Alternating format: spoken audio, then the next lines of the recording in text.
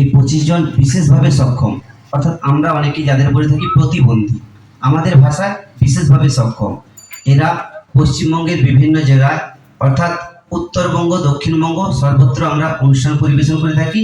এর মধ্য দিয়ে এরা রুজি রোজগার করে। সরকারিভাবে বিশেষ কোনো সুযোগ সুবিধা পায় না, শুধু ওরা মানবিক ভাতা প্রতি মাসে 1000 টাকা করে পায়।